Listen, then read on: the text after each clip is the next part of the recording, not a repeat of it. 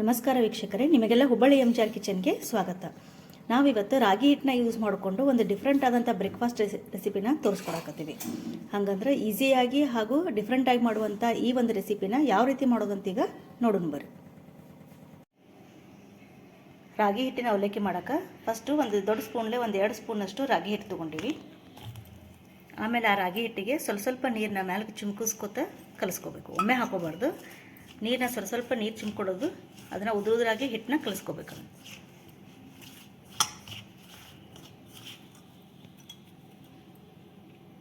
ಕೈಯೊಳಗೆ ಸ್ವಲ್ಪ ನೀರು ಹಾಕ್ಕೊಂಡು ಈ ರೀತಿಯಾಗಿ ಉದುರಾಗ ಕಲಿಸ್ಕೋಬೇಕು.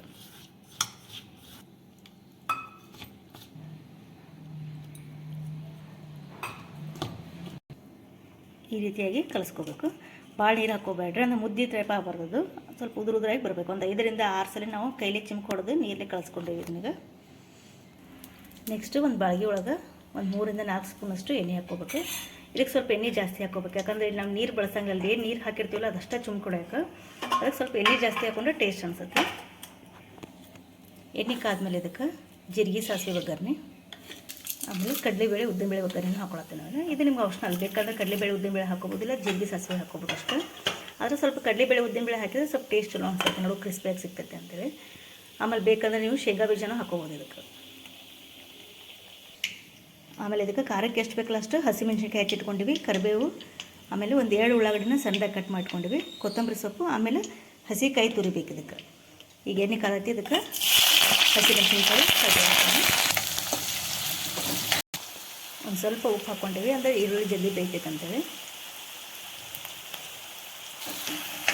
ಇದು ಉಳ್ಳಾಗಡ್ಡಿನೆಲ್ಲ ಭಾಳ ಕೆಂಪಾಗೋಂಗೆ ಫ್ರೈ ಮಾಡ್ಕೋಬಾರ್ದು. ಸ್ವಲ್ಪ ಬೆಂದ ಮೇಲೆ ಇದಕ್ಕೆ ರಾಗಿ ಹಿಟ್ಟು ಮಿಕ್ಸ್ ಮಾಡ್ಕೊಂಡು, ಯಾಕಂದರೆ ರಾಗಿನ ನಾವು ಏನು ಕಲಸಿಟ್ಕೊಂಡಿದ್ದೀರ ರಾಗಿ ಹಿಟ್ಟು ಅದನ್ನ ಇದ್ರ ಹಾಕಿ ಸ್ವಲ್ಪ ಬೇಯಿಸ್ಕೊತೀವಲ್ಲ, ಅವಾಗೂ ಉಳ್ಳಾಗಡ್ಡಿ ಬೇಯ್ತೈತಿ.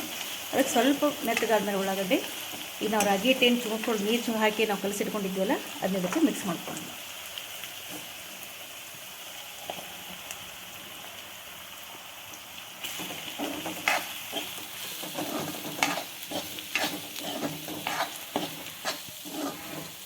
ಈ ರೀತಿ ಒಗ್ಗರಣೆ ಎಲ್ಲ ಪೂರ್ತಿ ಹೊಂದ್ಕೊಳ್ಳಂಗೆ ನೀಟಾಗಿ ಕಲಿಸ್ಕೊಬೇಕು. ನೀವು ರುಚಿಗೆ ಎಷ್ಟು ಬೇಕಲ್ಲ ಅಷ್ಟು ಉಪ್ಪು,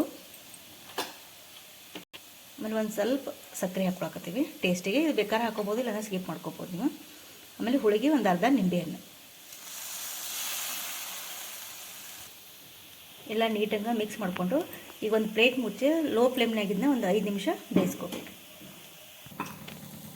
ಒಂದು 5 ನಿಮಿಷ ಲೋ ಫ್ಲೇಮ್ನಾಗ ಬೇಯಿಸ್ಕೊಂಡ್ಮೇಲೆ ಹಿಟ್ಟು ಕಂಪ್ಲೀಟಾಗಿ ಅದು ನಾವೇನು ಎಣ್ಣೆ ಹಾಕ್ಕೊಂಡಿರ್ತೀವಲ್ಲ ಎಣ್ಣೆ ಒಳಗೆ ತಾಳ್ಸಿ ಬಂದುಬಿಟ್ಟಿರ್ತೈತಿ.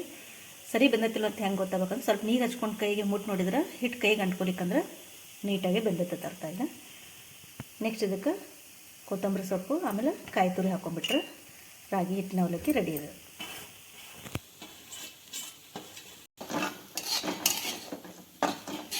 ಲಾಸ್ಟಿಗೆ ಏನು ಕೊಬ್ಬರಿ ತುರಿ ಹಾಕ್ತೀವಲ್ಲ ಕಲರ್ ಭಾಳ ಚಂದ ಅನ್ಸುತ್ತೆ ಅವಾಗದು. ರುಚಿಯಾದಂಥ ಹಾಗೂ ಆರೋಗ್ಯಕರವಾದಂಥ ರಾಗಿ ಹಿಟ್ಟಿನ ಅವಲಕ್ಕಿ ರೆಡಿಯಾಗೈತಿ. ಈ ರೀತಿಯಾಗಿ ಒಮ್ಮೆ ನೀವು ಟ್ರೈ ಮಾಡಿ ನೋಡಿರಿ. ನಮ್ಮ ರೆಸಿಪಿ ನಿಮಗೆ ಇಷ್ಟ ಆಗಿದ್ರೆ ಲೈಕ್ ಮಾಡಿರಿ, ಶೇರ್ ಮಾಡಿರಿ ಹಾಗೂ ನಮ್ಮ ಚಾನಲ್ನ ಸಬ್ಸ್ಕ್ರೈಬ್ ಮಾಡಿರಿ. Thank you.